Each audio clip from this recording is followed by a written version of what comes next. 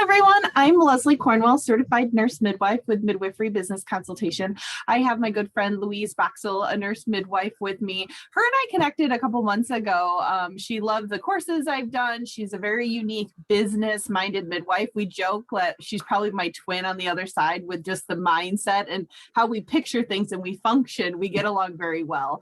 So Louise and I were talking. She has an amazing fertility clinic, private practice, and I thought it'd be great to interview her and just tell a little bit about her business and how we can transform midwifery into this direction. So Louise, take it away.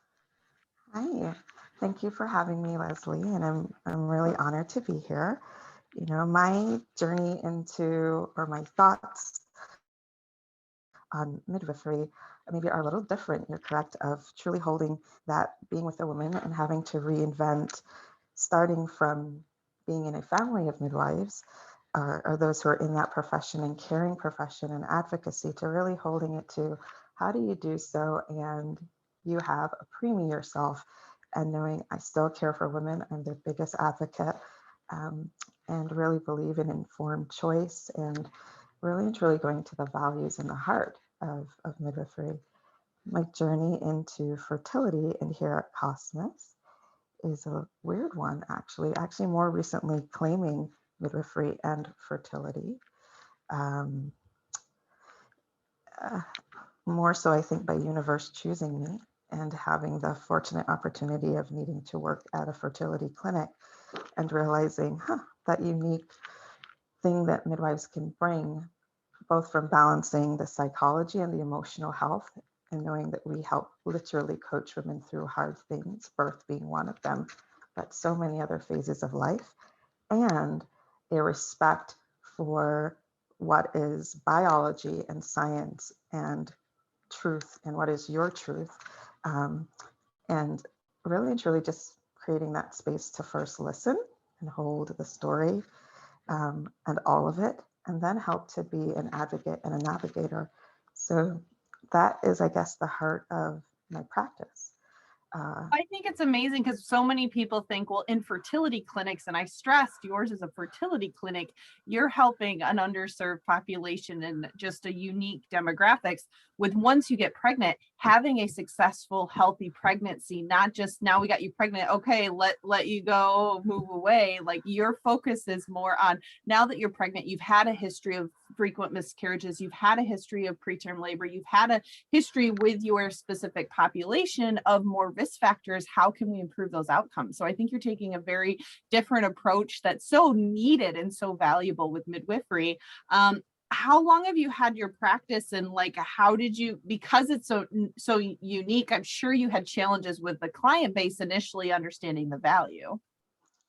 Yeah, well, my practice started in 2017, and in terms as to the value, I have been fortunate to have worked mostly in more of a concierge direct care model, and even in infertility, that tends to be part of the standard because of what is covered and then what is not covered, oftentimes, of knowing that you're working outside of insurance, outside of insurances. So you're trying to get the best out of what insurance will cover, but some other things that more often than not, they might not cover, or they put limitations on it. And the value to patients is often, I think, most realized when they realize, even from the orientation, meaning the first time they meet me, that you're actually truly willing to give them time. And how much can you solve just by you, the patient, and nobody else in the room or the interaction? It's all about them.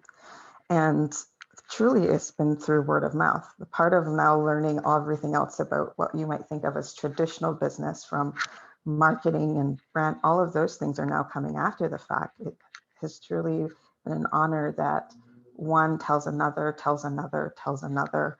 And that has been kept me really humble and just attuned to keeping it simple.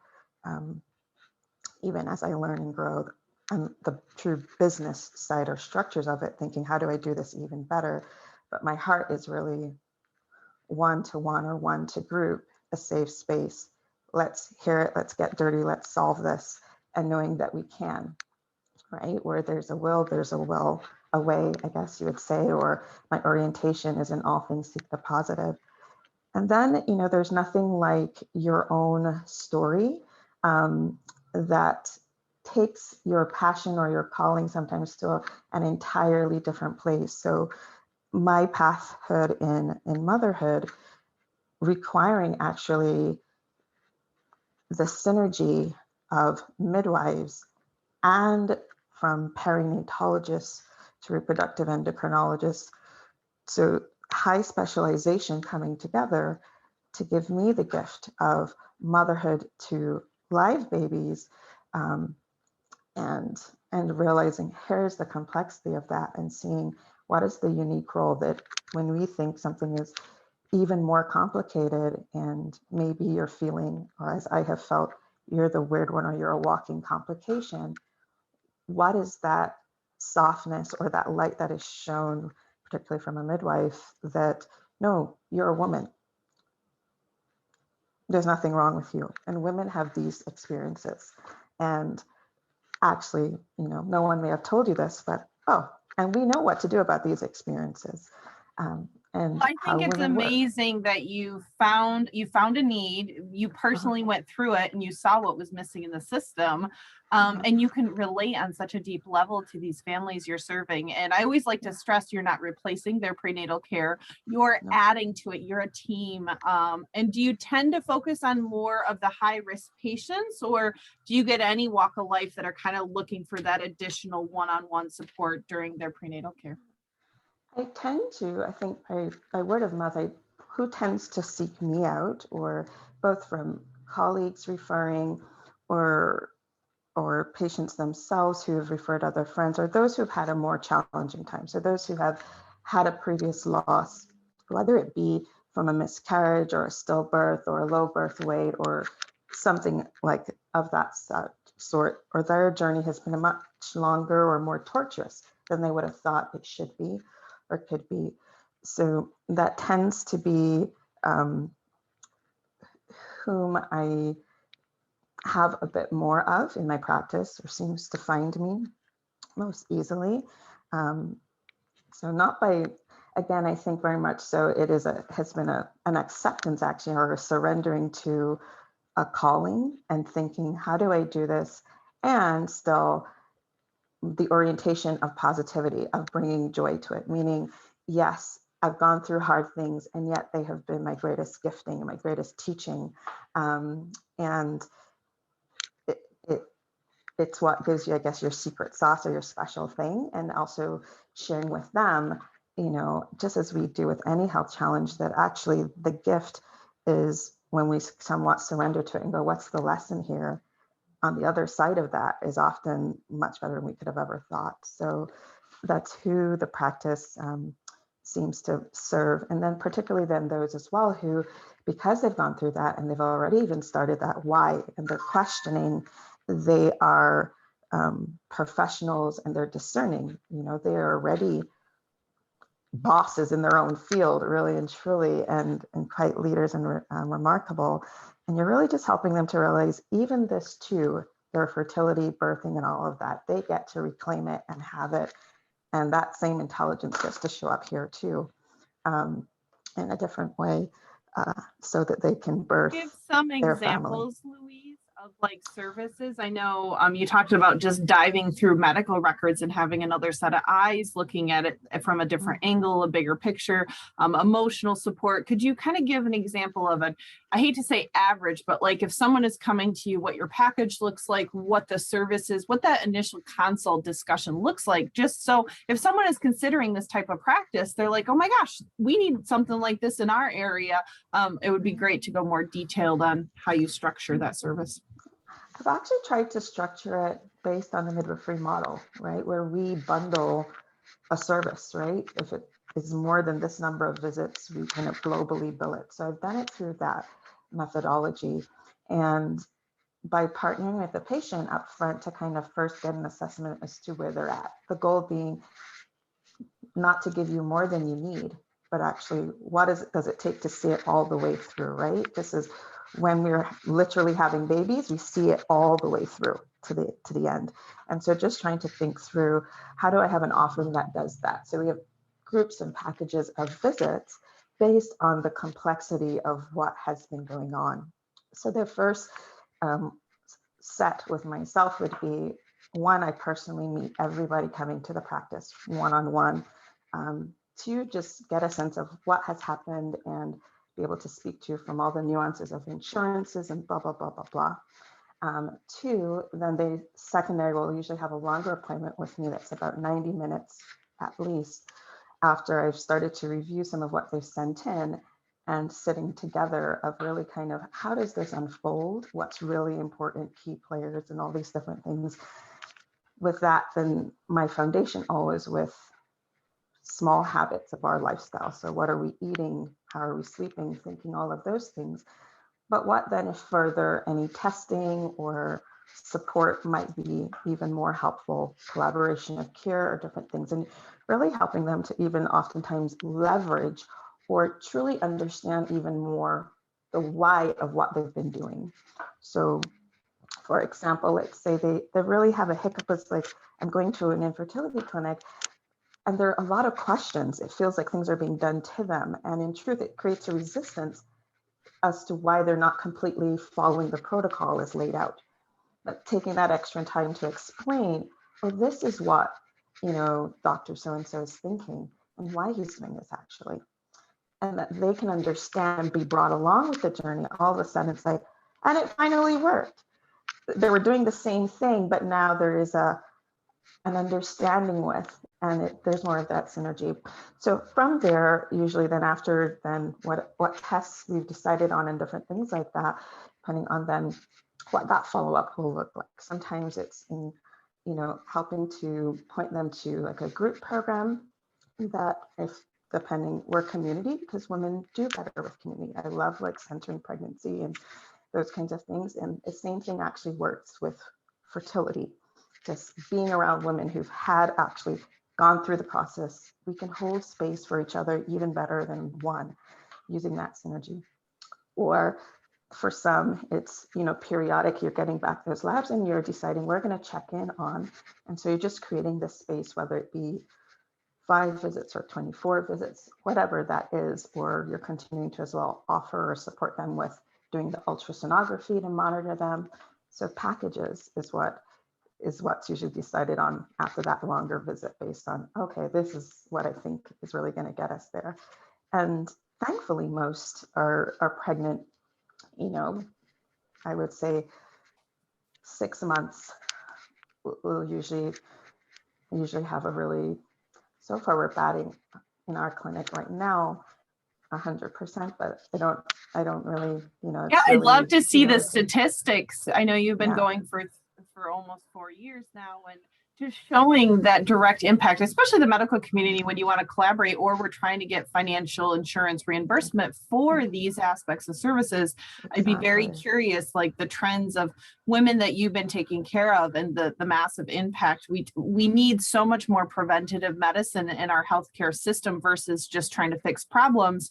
I think it's amazing work what you're doing. I know you and I were just joking, like creating a hallmark name for this type of a mental shift in our U.S. healthcare system around not just getting them pregnant, but now keeping the best pregnancy. I mean, Ina May did it the best when she talked about the communities and long-term effects of not having healthy moms and babies, how it really impacts. It's a ripple effect. And so what you're doing is just going to have a massive impact on the community. So thank you. So how do you balance being a mom and a midwife? I know you and I talk about it often on the sidelines, and we've talked personally about like time management tips and different things, but what have you noticed the last couple months that's really just helped you or kind of shifted things in your life to help with that balance? I think it has actually become more of a delineation. I would say boundaries, if I was going to give a word for what has helped the most, is learning even more the value of boundaries in all aspects of your life. So how can I literally as well, from my emotional needs to the time that you set aside for here's work, and I'm focused 100% on you, my patient, or building the business or education. And then, no, this is my son's time. We are going to tryouts and I'm 100% there. I'm not doing anything else. Clear Him and the expectations baby. with your clients of like, okay, what's urgent, what's non-urgent. These are the different ways to communicate with you. But also, Yes. I think in today's world where so many people are working from home, like where you don't have an office to go to, you go to a basement, it gets even more muddied, that work-life balance, because you don't have that driving transition. You don't have a physical place where they're not going to knock on the door and come down and say lunch is ready. Like it's a very different paradigm shift. So I was curious, like with you having an office versus choosing home visits or doing virtual, how you decided that setup. Yeah, I've always, from the practice, always been able to do a lot of virtual care. And I, from the outset has always been, well, the business has to be around my first job as mom. So I am constantly looking for and trying to develop what are systems and even things that you invest in that allow me to be a mom. So from even the phone type of service that I would choose, that I could have it and be able to respond to something and my assistant be able to know in real time and not have to go back, that it can happen in life with me, and continuously looking at that process. So I think may have lost your question, I think, a bit in my No, it's thinking. it's about creating, I think as a business, you and I talked on the sidelines of even you're in the process of an SBA loan and getting a partner and just expanding from being a solo practitioner and running your own business to that leverage point where it's like a leap of faith trying to decide, okay, do I hire somebody? Do I look at someone buying into the practice? How do we do all this? And so I would love for you to brainstorm just some of the things going through your head, and it can help other people that I'm sure are in very similar positions. Yeah, I think I think our sincerity with each other has really been realizing that it's a constant process of self-reflection of what's the easy fun part, and then what is this is hard, annoying, lame, frustrating. What can make this even easier? For myself, growing, the investment in yourself to grow yourself to know and to be honest, this is not my fun spot. I don't want this piece. So how do I strike that balance? And yet it is necessary. And which then makes you reach out beyond yourself, of realizing no one operates in isolation. So who's done it better? I mean, that's how I even found you, right? Of like, I don't need to recreate everything in the world. No way. Who's done this? Who's gone before me? And to leverage and to just show up, vulnerably and just authentically and go, I'm human, I have needs. You're human, you have needs. How do we put two heads together and try to solve for this so that it can be, the goal being, how do I make this that it can be joyful, we can have fun, and we can have all these spectacular things, great outcome, wonderful, service-oriented business, and mom, and all of these other things that you are. How do you have all of these identities? You don't need to choose only one of them all the time. What does that look like? So yes, to then think of, right now for myself at an inflection point to go, okay, based on everything that's happening outside of my control from public health and everything else, and truly, how do I lean into, I have to be a mom and schooling and even more involved in this way. How do I make this even more sustainable? So to start to look at what's a sustainable way to grow and yet be intimate.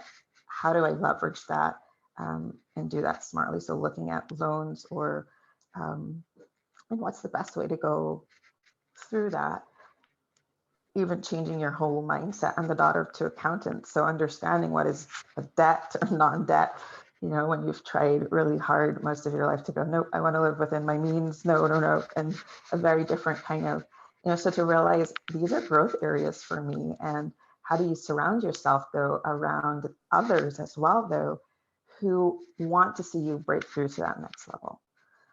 Yeah, So it's very interesting to see. I think midwives in particular, you and I are more of the outlier midwives for sure. But my hope and my goal is we get more tools, we get more structures, we get more systems that midwives are empowered, that it is possible to have not just a small mom and pop home birth center practice. And we can create systems, and looking at the benefits of expanding our resources and preventing burnout and being able to handle keeping up with this big ever-changing healthcare system. I mean, you've got to have a team, you've got to have systems in place unless you plan on being self-employed your entire life. But most midwives, their end game is, I want to be a luxury part of my practice. I want to choose to come and go and be part of it. And it's still going to run as a system and offer services, whether I take a 2-week vacation or I want a night off here and there. It's creating those teams. And it is hard because we don't go to school to be business owners.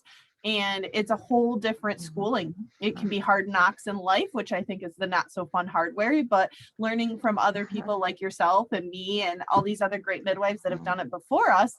So that's why I appreciate you doing this interview with me. And I would love to see more of these fertility clinics, more of these injunction, even the midwives, part of the main healthcare system, they're budgeted 5-10 minutes for a prenatal visit. It's not that they can't physically be a full scope comprehensive midwife. So if they can team up with somebody like you, that someone can need that extra TLC, they can get an affordable combination, like how we're going to better. I think midwives sometimes, if we're not doing it all for them, we're not a good midwife. And I'm like, the system doesn't make it realistic when you're part of it to be that best midwife. Let's leverage these experts in our community. Absolutely. I think that's actually one of my best joys actually is I'm very honored when, you know, a fellow midwife who is working more within the system and what are the limitations, and you're really able to help someone realize, no, all of this is really what midwifery is. And, you know, where they're able to, and it's such a warm, you're creating a safety net of realizing actually midwifery, again, beyond, it's not just about me.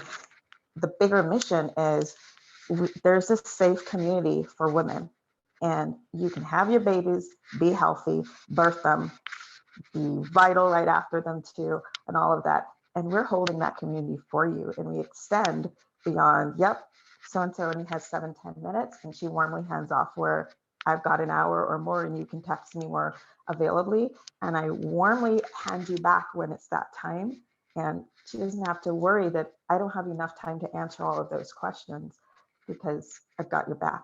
You know, I'm going to follow that trend with what's going on with her progesterone and everything else. So we're going to keep it as healthy when we see that, no, birth is healthy, pregnancy is a healthy state, fertility is a healthy state, you know, breaking down all of those stereotypes like, oh, hell no. And through that, women, you know, helping women to really reach new heights. So that's absolutely actually one of my joys, is to work collaboratively with the system, realizing, all right, how do we get the best of both worlds?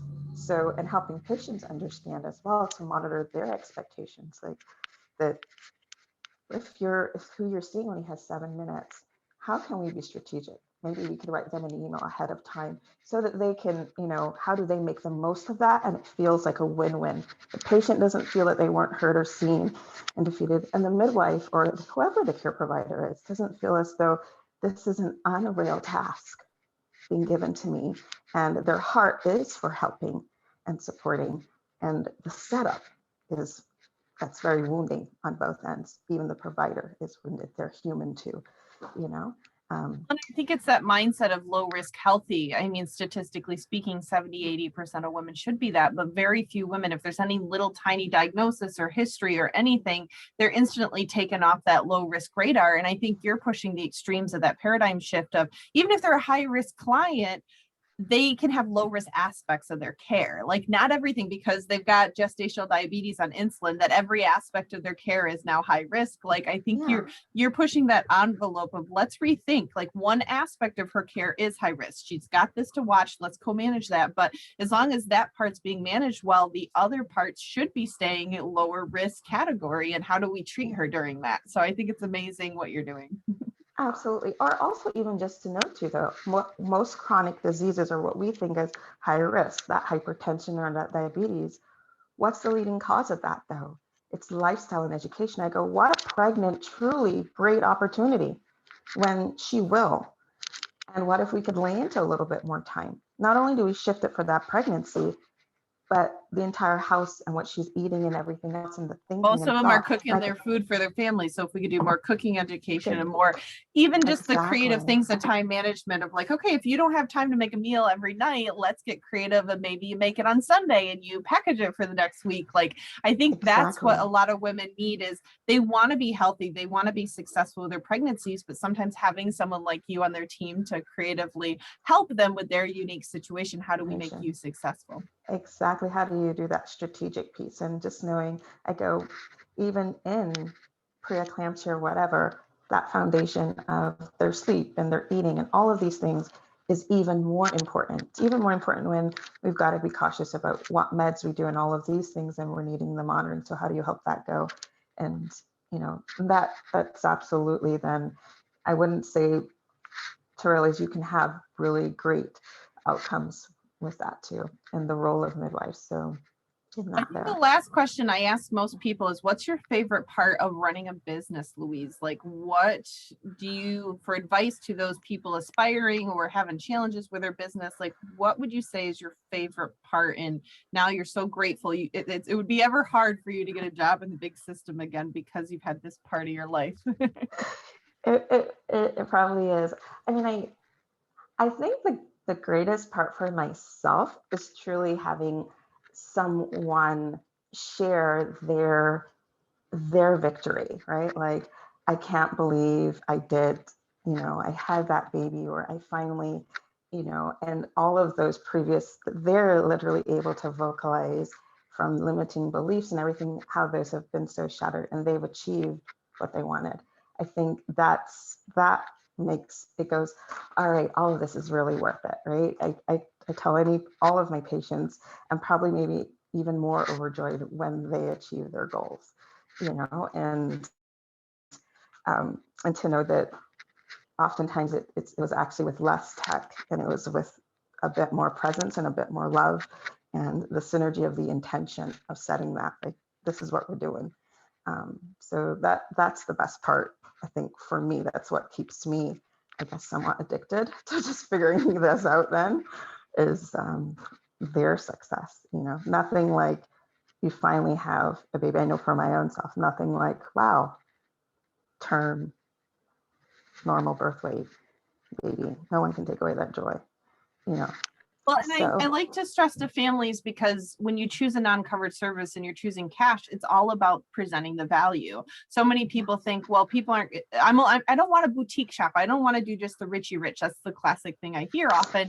And I'm like, you'd be shocked. The families I'm the most expensive for home births in the area. And I get families that barely can pay it. They get loans from their family. They're dirt poor. It's all the perceived value. And so we have to reshift our own mind as business owners that yes, you're not doing a good job with your marketing campaigns if you're not busy. It's not that there's no value. You're not doing a good job showing it to your potential target market. Let's reshift things. So I absolutely. appreciate you reinforcing, because I know a lot of your families you serve are a more vulnerable population. It's not cash boutique, high-end, ritzy clinic that you serve. So Yeah. No. I think, you're absolutely correct. When you choose, I think practices such as yours or my own, what I tell patients in truth, you're choosing you. Nobody else gets to decide where you're going. You're driving the car, and it's a Ferrari or whatever it is, where you want it to go. And you're absolutely choosing someone who 100% is bought in that that's going to happen, right? And so you're willing to go beyond the time constraints and everything else of going, no, what it takes, whatever it takes, that's what we're doing to get the job done. And I have not had one, again, as I told you, what's the greatest juice or joy of it is when someone tells you, wow, one visit with you, I can't believe I understand so much more. Like, it makes sense. And they have zero issue with paying you at all of realizing that moved the needle so much further, rather than years of these short little visits of just putting it together and really holding them together. And, and similarly, I think in business, it's our own energy too. Are you yourself willing to do that for yourself? I think that to me as well has been the greatest teacher. My willingness to invest in myself, to go, no bars held. I want to partner with somebody who has done it. They're the expert. Tell me, and they can hold way more than I could have even thought was all involved in it. And that yes to yourself, and how much further you go, so much quicker, with time. And so that's for me what I realize with any family. If you're willing to, budget and save, and that's what they do to get to it. And that's exactly what we help them do too, with regards to, I think of that with the consulting business side too. Like, the midwives are my clients. And when you're talking about changing the needle in one visit, like, you just don't know what you don't know, and to leverage to that next level. Like, I know 100% you get it, but there's such a barrier of the value of business education and business resources and leveraging these other tools out there that it's amazing to me, an hour and a half with someone and just having a great conversation of their business, and the knowledge, the ripple effect of that one conversation. There's very rare hesitancy of perceived value, because they see, oh my gosh, just you answering that one question or sending me to this person or this connection or this strategy unique to my business, I wouldn't have even thought of it on my own. And so I think that's the whole point too with your fertility clinic, is having that expert, taking and leveraging that expertise and what they're looking for. So thank you so much, Louise. What would be a good way, if they have questions about your practice, want to connect with you, what's a good way for them to do that? Yeah, so our email that's a little bit more personal to me is cosmasintegrated@gmail.com, or what's on the website is info@cosmasintegrated.com. All of that comes directly to me. So to email me, that's always great. Calling us, 253-336-5278. That goes directly, if I don't pick up more often than not, that is transcribed though, and I get to see it in real time and then can respond. I'll put them all at the bottom of the description too, so it'll be an easy click for them as well. Exactly. So those are the easiest way to reach out, connect, and start a conversation. Thanks, Louise, for your time. I look forward to, I know you and I were brainstorming lots of great projects we can do for midwives in the future, so I'm sure they'll see you often. So thank you. Yes, thank you, Leslie. You too. You take care. Have a great day. You too. Bye.